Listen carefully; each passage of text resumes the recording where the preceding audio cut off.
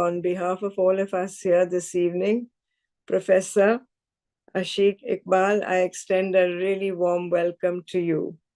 On behalf of the Director General of the CSMVS Museum, as you know, we're based in Bombay, and our museum is 100 years old, 101 years old, and our Museum Society is 60 years old. So it gives me great pleasure in inviting you to address us here this evening, and as well on behalf of the Godrej Archives. You've been in touch with Brinda Patare, our Chief Archivist, and I greatly appreciate the spontaneity with which you agreed to give us this lecture. I'm not going to say too much this evening, except that Aashique Iqbal is Assistant Professor of History at Krea University, but he was educated at the Jawaharlal Nehru University and has a DPhil from the Oxford University. He's written a really celebrated book on, quote, the Aeroplane and the Making of Modern India, as you heard Jason mention. So thank you very, very much. I have one more small duty to perform before I hand you over to Brinda, is to thank those who help us with our technical team every time under the able leadership of Jason. So thank you all three members of our tech team for being with us here once again. And thank you, Professor Aashique, for doing this for us on behalf of the museum staff, the members of the Museum Society, and of course, my executive committee and myself. And thank you, Shweta. You will be controlling it from here onwards after the slides are over, and you will be controlling the Q&A. So I'll see you at the end of the lecture. And ladies and gentlemen, do enjoy this evening. Thank you so much. And over to you, Brinda. Thank you, Dr. Firoza Godrej. Collaborating with the Museum Society of Mumbai and CSMVS is always a pleasure. And before we start, let me just quickly inform you about Godrej Archives a bit. Conceptualized in 1997 by late Saurabh Godrej, the then chairman of Godrej Group, and formally started in 2006, Godrej Archives is a corporate archive preserving the history of 126-year-old Godrej Group of companies.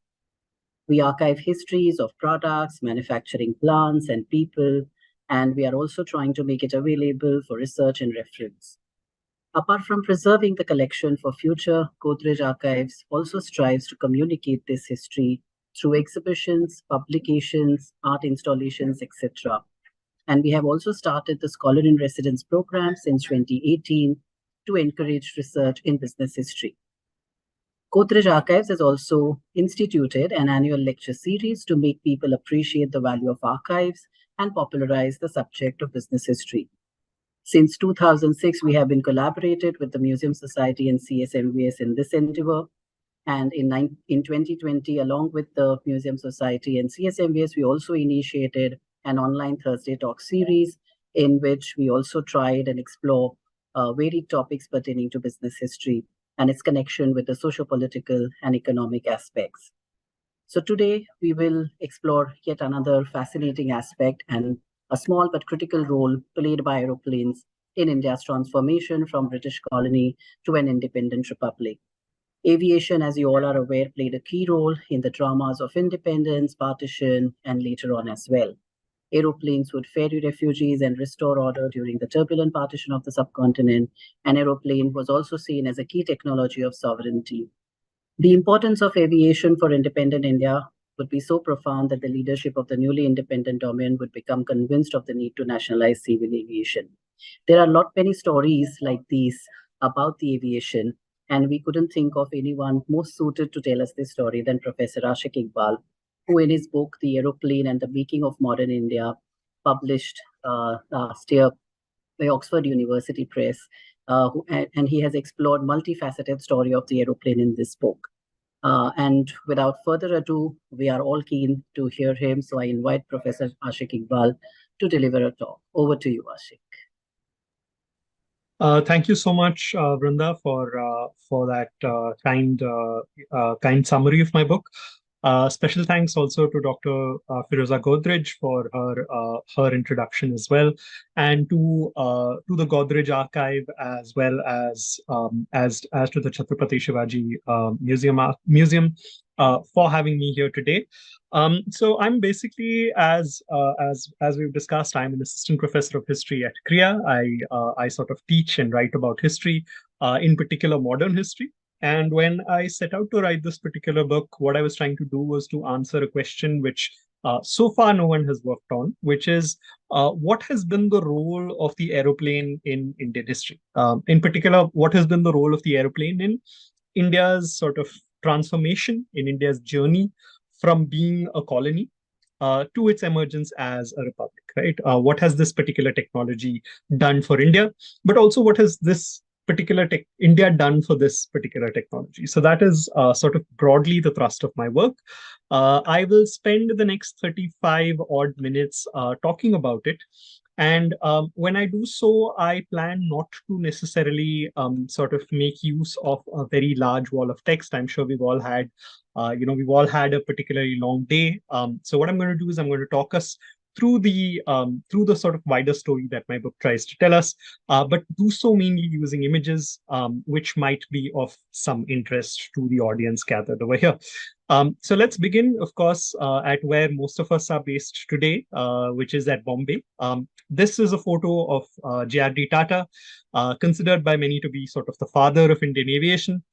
It's taken at Juhu Aerodrome on the 15th of October, 1932, which is the day when the first Indian airline company, Tata Air Services, basically will fly a sort of a parcel carrying postage from Karachi via Ahmedabad to Bombay. So Tata was quite keen, as I'm sure many of you know, on establishing an air service. In order to do this, he'd been sort of trying quite hard after the First World War and sort of speaking to the government. He'd also kind of hired the guy you see on the right to him over here, the somewhat tall gentleman, who's a South African pilot hailing from the Royal Air Force. By the name of Neville Vincent. Neville Vincent is going to be the manager of Tata Air Sons and eventually of Air India itself. So the thing is that both Tata and Neville Vincent were quite unhappy overall with the state of government subsidies for aviation. Though the government allowed them to start an airline, it didn't provide them with all the sort of things that you need to have an airline. They didn't provide them with aerodromes, with meteorological facilities, with refueling facilities. Very famously on this particular flight, the first flight of an Indian airline from one destination to another. The refueling that happened at Ahmedabad happened on, the back of a bullock cart. So basically, petroleum was brought, in barrels, which were sort of loaded into a bullock cart and sort of used to refuel the aeroplane. So both Tata as well as the other major airline, which was an airline called Indian National Airlines, sort of another big air company that was set up at this point in time. Both of them were quite unhappy with the prospects for aviation in India. The government was not really overtly supportive of airlines and of sort of aviation companies as a whole, with one exception. And that exception was that the government was quite keen to connect Britain to its colonies in Southeast Asia, as well as to Australia. So there were really good aerodromes at places like Karachi, Bombay, Delhi, Jodhpur, Calcutta. But it was much easier to fly from one side of the British Empire to the other than it was to fly within India itself. So basically, the British government had not really provided India with the wherewithal to establish, successful airline companies, and had no intention of connecting the country itself by air. The situation for the Indian Air Force was much worse, right? So in this particular image, you can see, a sort of inspection that's going on of Indian Air Force personnel. The Indian Air Force was established, at least by law, in the same year as Tata flew his sort of first flight to Juhu. Its first squadron was established on the 1st of April, 1933, the subsequent year. But again, the British were not particularly keen on on supporting Indian aviation. And the reason for this was quite simple. Indian politicians felt that aviation would basically enable India to eventually become free. If India had access to aeroplanes, then it would have the capacity to defend itself. And that, combined with the Indianization of things like the civil service and the officer corps in the army, would basically place India in a good position to become independent. Conversely, Indian politicians like Jawaharlal Nehru were deeply concerned about the possibility that India may not end up having its own air force.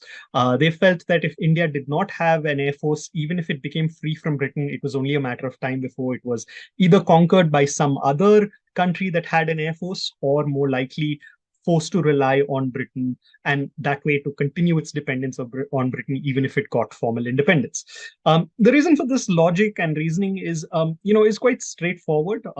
Aeroplanes and especially military aeroplanes at this point in time were seen as some of the most dangerous weapons of their time. Nehru, for instance, commented that aeroplanes could destroy entire armies, drop gas on cities to kill millions of people, could sink fleets. So without air forces, countries that did not have air forces could not truly be independent. So Indians put a lot of pressure on the British. Indian politicians put a lot of pressure on the British to allow India to establish an air force, which they did, as I mentioned, in 1932. But the British, of course, had no intention of providing India substantial air force. They only intended to provide India a token air force. Initially, they thought of providing about 4 aeroplanes. But then they realized that would be uneconomic, so they decided to allow India to have sort of a squadron of airplanes, which is roughly 16 aircraft. And the aircraft that they provided were quite poor, right? These were some of the worst airplanes of the time. They were already outdated. The airplane in this picture is called the Westland Wapiti. British pilots used to call it the Water Pity, because it was such a sort of, such a defective and old aircraft. The Westland Wapiti had no it had no seat belts for the air gunner. So the pilot had a seat belt, but the air gunner would be the guy who'd sit sort of at the back of the at the back of the airplane. If you can see where my sort of mouse is pointing, he would basically be chained into place. The aeroplane had to be pushed before it could start. Its engine was not sufficiently powerful for it to sort of take off on its own, so it had to be pushed by hand by men on the ground before it could start. But perhaps the most interesting fact about the Westland Wapiti is that very often it did not have radio, and the means by which pilots using the Westland Wapiti communicated with people on the ground was to carry pigeons with them. They would basically carry caged pigeons with them, write their messages, and then throw the pigeon out of the aeroplane so that it could then fly back to people on the ground and convey their messages. Obviously, the British had no intention in these circumstances of providing India with a modern or large air force, but that was going to change when the Second World War broke out. Now, the outbreak of the Second World War quite simply changed the entire calculus of British rule in India, right? Whereas earlier, the British were quite convinced that they were going to hang on to India for a very long time. Lord Linlithgow, the Viceroy, for instance, believed that the British might continue to be in India until the year 2000, and that perhaps in the 2000s they would first start having British viceroys might leave, and we might have Indian viceroys, but India would still be part of the British Empire. Whereas these kinds of views prevailed before the war. When the war broke out, Britain was in real danger of losing its Indian empire, right? It seemed very likely that India was going to be attacked. Initially, there were fears that India would be attacked by Russia, but these were subsequently replaced by fears that India might very well be attacked by Japan. The Japanese, as many of you know, were able to make their way to Burma. Eventually, in 1944, they would come all the way up to Assam. So the British desperately needed to sort of expand whatever air forces they had at hand, including the Indian Air Force. So they went on a sort of large-scale expansion drive, hired as many Indians as they could, expanded the Indian Air Force from 1 squadron to 10 squadrons. So it went from being a force of about 400 men to being a force of about 16,000 men in 5 years. They were also able to mobilize, as you can see in this image, India's very large pools of manpower, right? They were able to sort of get millions of Indian laborers to build those aerodromes, which Tata and Neville Vincent had been sort of pleading for before independence. So something like 400 aerodromes will be built in a 5-year period. The Indian Air Force itself will sort of be expanded. And all of this will cumulatively mean that by the end of the Second World War, aviation was in a much, much better situation than it was at the beginning. This was true for military aviation, of course, as I've already mentioned. India now could boast, a large air force of about 10 squadrons, enough to keep a newly independent country free without necessarily relying on foreign aid. But it was also much more critical, or certainly very, very critical um, to civil aviation, right? Because after the war, what was going to end up happening was that a lot of the guys in the Air Force were going to sort of, retire from the Air Force and take up sort of civil aviation. A lot of the aeroplanes that the Americans left behind from the war were going to sort of be sold quite cheaply. So Indian aviation expanded just massively as a result of the war, and India was well on the way to independence. This is also partly because of a lot of the forces that will be unleashed by the war. Sort of indiscipline in both British and Indian military forces, large scale sort of nationalist movement, and a general sort of exhaustion on Britain's part at the prospect of holding India. So in the second chapter of my book, I talk about India's independence, but also about the thing that accompanied Indian independence, of course, which was the partition of India in 1946-47. We can start by looking at this image, a very familiar image to many of us. At least the locale is quite familiar. This, of course, is the Red Fort at Delhi, and we can basically see the Indian Air Force personnel sort of arrayed at the bottom of this image, and at the top of the image we see a very large, flight of about 9 aircraft flying over the Red Fort. Now, this was part of the parade that accompanied Indian independence, but there's something interesting about this image, and this is that the aeroplanes in this image are not, in fact, Indian at all. These are 4-engined bomber planes. The Indian Air Force had no 4-engine bomber planes. So what these actually are Royal Air Force aircraft, right? So we see that the British were in certain ways participating in this parade that spelt the independence of India. This might seem strange to us today, given the adversarial relationship between the British and the nationalists who succeeded them, but it wasn't so strange at the time. In fact, a lot of British administrators felt that even if India were to gain independence, it would continue to be sort of quite closely associated with Britain as part of the Commonwealth. India may now have aeroplanes, but it didn't have a nuclear bomb, and it would have to basically continue to rely on Britain for for being part of sort of Britain's nuclear umbrella. So the hope was very much that India and, as we'll see in a moment, Pakistan would basically continue to support Britain even after they became independent. But this, of course, was not to be. The other belief was that there would basically be a dependence on the part of India for aircraft and aircraft parts and aircraft trainers, which again was something that India did not necessarily go for.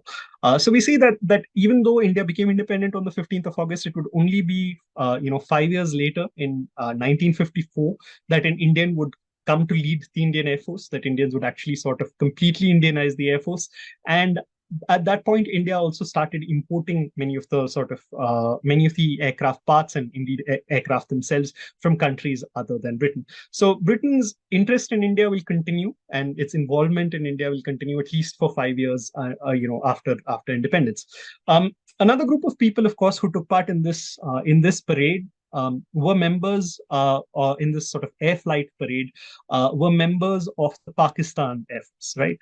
So Pakistan had just been sort of established, and it was going to have its own Air Force, the Royal Pakistan Air Force. India had gotten the title of Royal for the Indian Air Force during the Second World War because it had performed so well. The King Emperor had recognized it as being a Royal Air Force. So after independence, there was going to be a Royal Indian Air Force, which would serve India, and a Royal Pakistan Air Force, which would serve Pakistan. And the RPAF pilots were also sort of part of this Independence Day parade, again reflecting a belief which was quite widespread at the time, that India and Pakistan, in fact, were going to be friends, that they were not going to kind of have a strained relationship, but rather that they would have the kind of relationship that existed between Australia and New Zealand. Again, two colonies that were sort of neighbors and that had formerly been ruled by the British. But of course, this was not to be. And the reason this was not to be, of course, is what we can see from this image. This is, of course, an image of partition, of the very vast swaths of people moving on bullock carts and on foot, from one dominion to the other. So as everyone I'm sure here is aware, British India was divided between India and Pakistan, and many Muslims from northern India sort of fled to Pakistan, while many non-Muslims, especially Sikhs and Hindus, fled from what was becoming Pakistan to India. Now, aeroplanes were going to play a very central part in this whole process of millions of people relocating as a result of partition. One of the things they will do, of course, is that the Indian Air Force will play a very key part, patrolling and taking photos, as you can see from this one, of these millions of people moving around.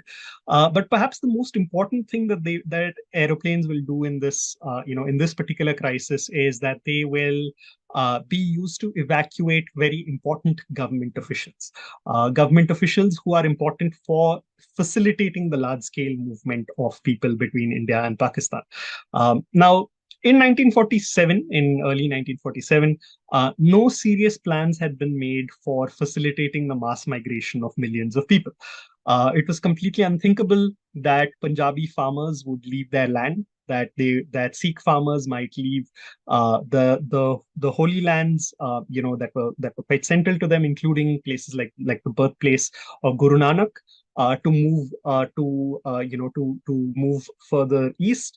It was also quite unthinkable that Muslims from places like Delhi, where they had been around for hundreds of years, would leave from Delhi to move west to Punjab. So no real plans had been made for the transportation of millions of people, and all the officials who you need to carry out this kind of mass population transfer, people who are in the military, people in the postal services, people in health, people in the police, all of these officials were often in the wrong country. So almost the entirety of what would become the government of Pakistan was based in Delhi, and almost all the people who would sort of serve or a very large chunk of the people who would serve in the Punjab government were based in what was now sort of going to become Pakistan. So what needed to happen was that these elite officials needed to sort of be evacuated alongside their families, and this was carried out initially by the Indian Air Force as well as by airline companies, but very soon it became clear that this was not going to be possible at all. So India and Pakistan both ended up paying very large amounts of money to British airline companies to come and fly out a bunch of people. The total number of people who were evacuated during partition is probably 0.01% of the number of people who were transferred in partition. It's something in the region of 50,000. We don't really know for a series of reasons because there are different counts. But the wider point is that these 50,000 people were often going to be very important for that transfer of populations that was going on the ground. And without aeroplanes, if they had to travel on by train or by motor vehicles, it's very likely that they would have had to make a very dangerous journey, which maybe many of them may not have been able to survive themselves. So aeroplanes were quite important in facilitating partition, even though the role they played was very, very small.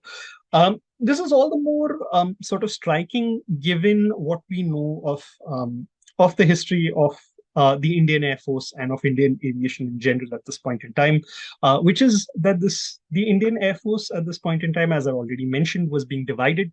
It was being divided between two dominions. So you had sort of, as I mentioned, the Royal Indian Air Force and the Royal Pakistan Air Force. Men who had served together were sort of asked to choose which country they'd like to sort of serve in. As you know, many Hindus and Sikhs sort of chose to serve in India, whereas many Muslims chose to sort of serve in Pakistan.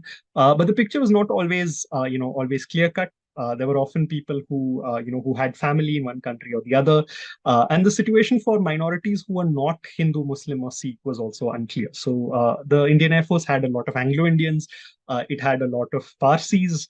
So who they should sort of serve with, also was a question that was painful and difficult for many people in the Air Force to take on. But what's interesting about this particular situation is that the first squadron, the squadron I said was sort of established in 1933. The first squadron of the Indian Air Force was taken over by, it was given to Pakistan in the division of assets that happened. As we know, India and Pakistan divided their armies. They also divided their air forces. And when this division ended up happening, a lot of the men, the first squadron which ended up going to Pakistan was immediately disbanded.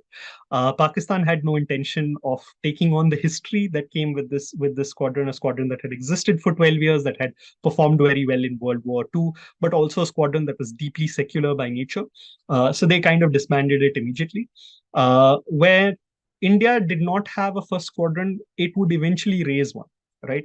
But what's interesting about the re-raising of Squadron Number 1, which happens in the 50s, is that the motto of the squadron was changed. So the squadron was initially known as the Squadron Number 1's motto initially was "Ittihad mein Shakti hai," which means there's strength in unity. Ittihad, as you know, is an Urdu word, and Shakti is a sort of Sanskritized Hindi word. So this combination of these two words was meant to, in certain ways, reflect the unity of the two communities, India's two largest communities. But when India re-raised Squadron Number 1, its motto was changed to Ekta Mein Shakti Hai, which tells us something about the changing culture of the Indian Air Force at this point in time.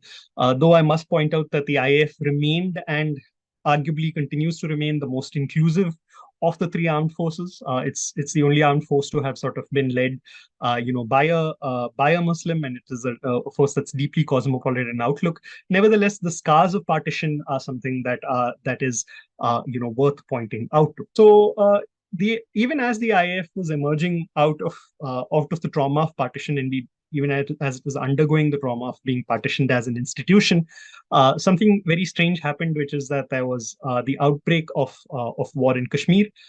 So men who had served together in the Indian and Pakistani Air Forces as part of the Royal Indian Air Force before independence were now pitted against each other as a conflict between Pakistan and India and Kashmir broke out.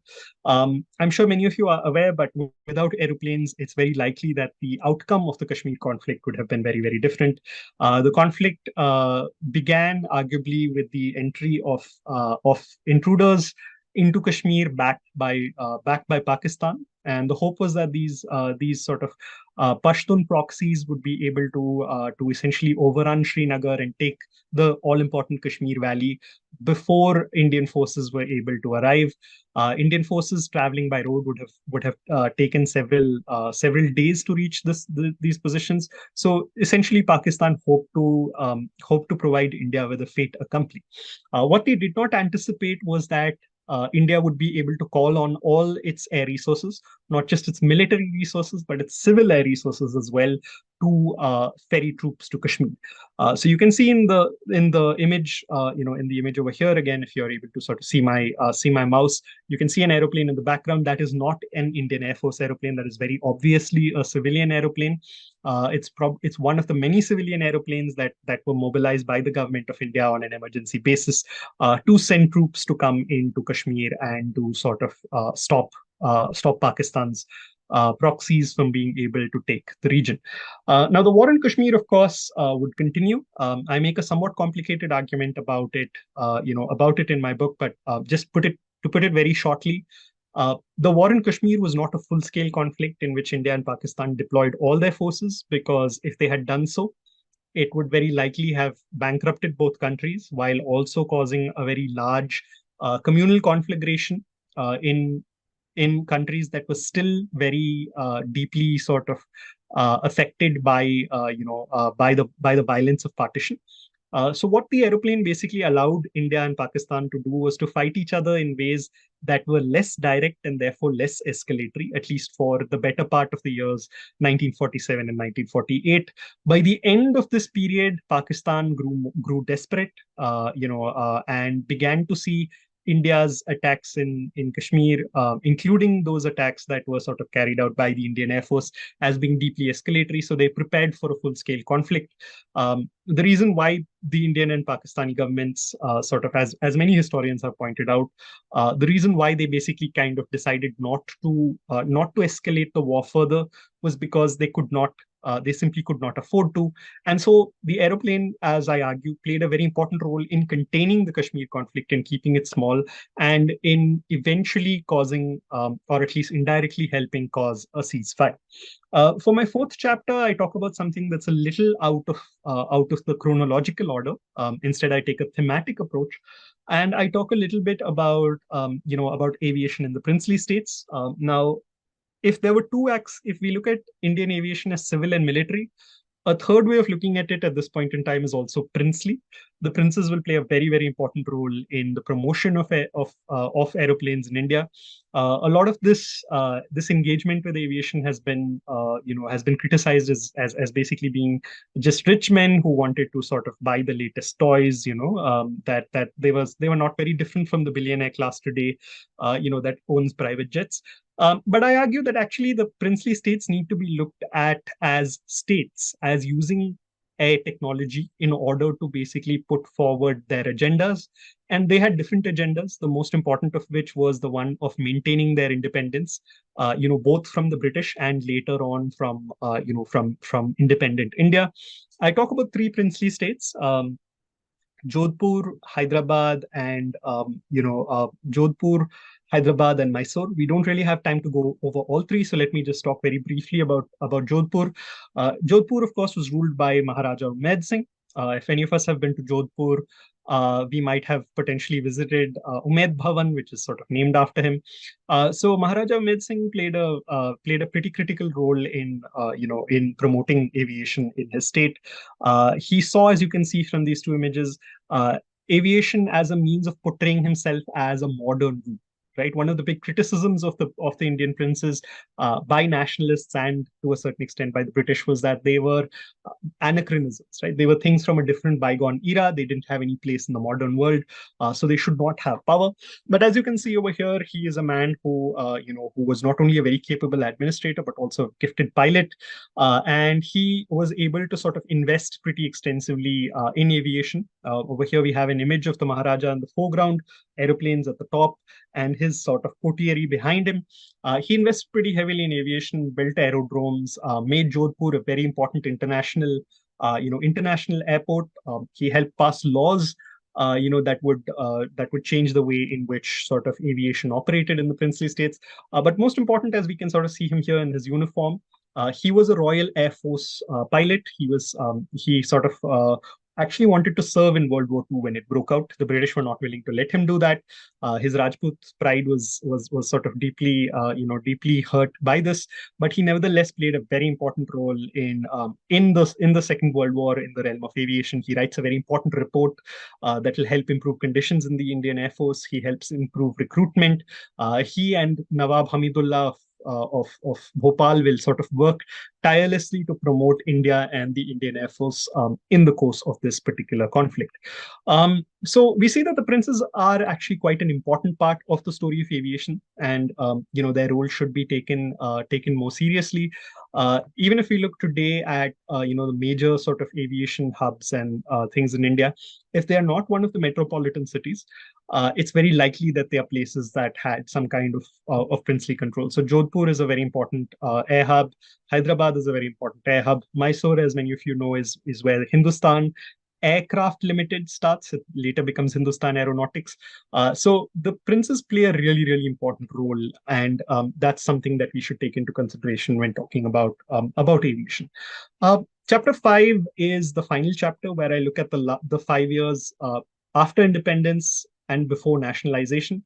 I talked briefly about a bunch of developments that happened. Unfortunately, we don't really have the time to go into them. But just very broadly, these include India signing treaties with other countries about how aviation should be used. It includes India and Pakistan having a sort of face-off over Bengal, which will culminate in India's victory, but which will also lead to an arms race between the two countries. But finally, the final thing that I do talk about, and which is perhaps the thing that interests a lot of people, is the question of nationalization, right? Over here we can see Pandit Jawaharlal Nehru, India's first prime minister, along with Indira Gandhi on his left, Vikram Sarabhai on his right, and an aeroplane in the background.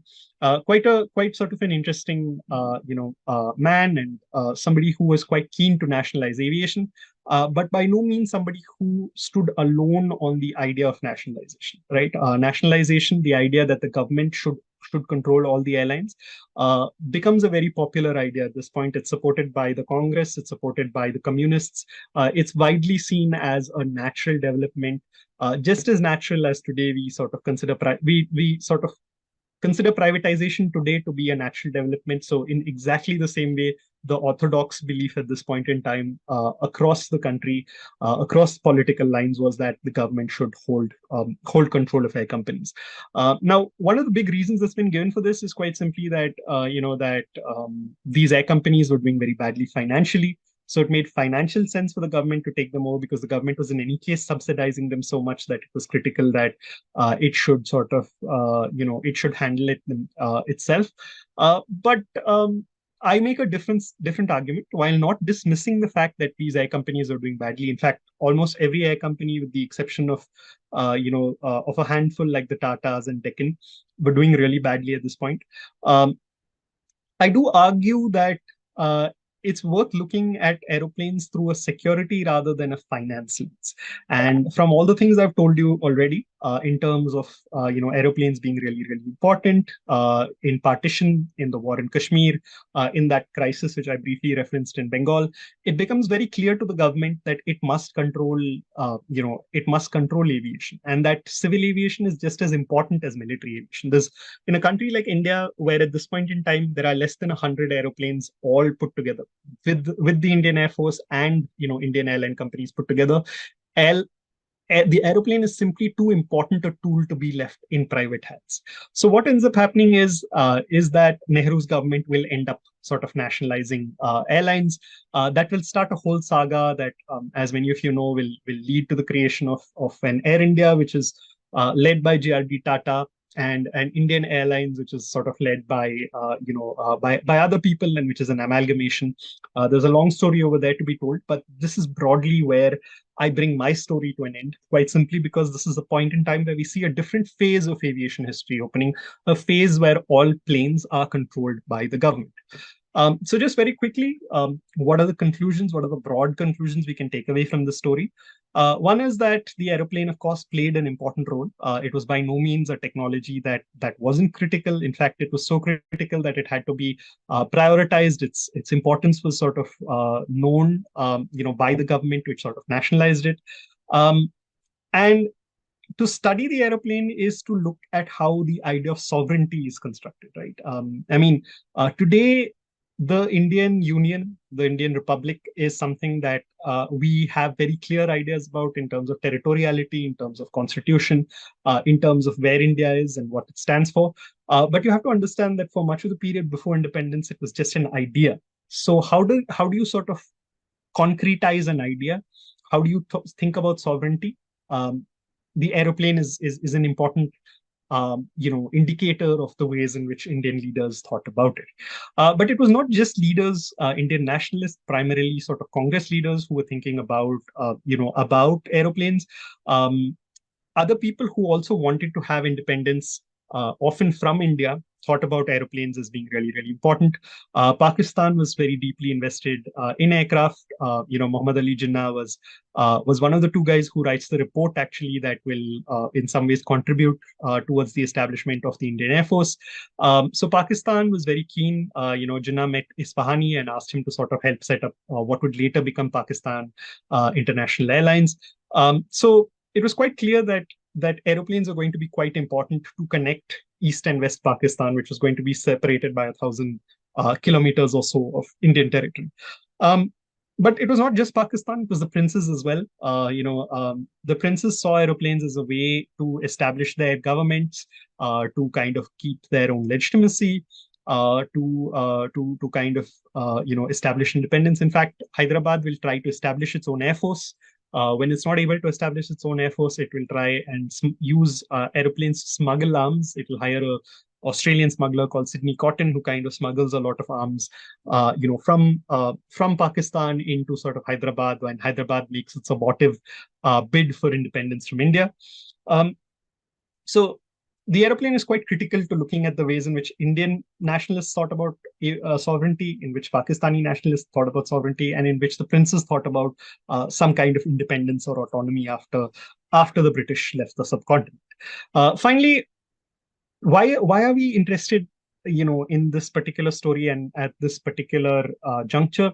Well, one of the reasons is that this story helps us understand the ways in which poor countries deal with technology, right? Now, so far, most of the histories of technology, not just aviation, have been histories of those rich countries that have most of the technology. But in practice, actually, most countries are not rich, and most countries actually have very little technology. So the way they use this has to be prioritized carefully. It has to be thought about carefully. So when we look at the history of India and the aeroplane, we see parallels between its history as well as the history of other countries that became independent around the same time, or sort of went through decolonization. We see that Peru also has a lot of similarities with India. They also sort of nationalize their airline, then they privatize it, then the airline sort of goes out of business. Egypt also, the story, if I were to just sort of change some of the names and dates, or blank out some of the names and dates, the story bears incredible similarities. So we see certain general trends. We see all these countries believed in nationalization, then now they all believe in sort of privatization. So it helps us build up a story of technology that isn't just the story of the rich countries in the world. It's very easy to write a history of the United States or Germany or France, and its engagement in the aviation, but it's not typical, right? It's not a story that's typical of the history of most of the world. The history of most of the world is very similar to the history of India, and early India's sort of attempts at engaging with aviation. So I will sort of stop over there. I'm happy to take questions and answers as they may come. Thank you everyone who has stayed this far to listen to this talk. I'm very happy for having delivered it. Thank you.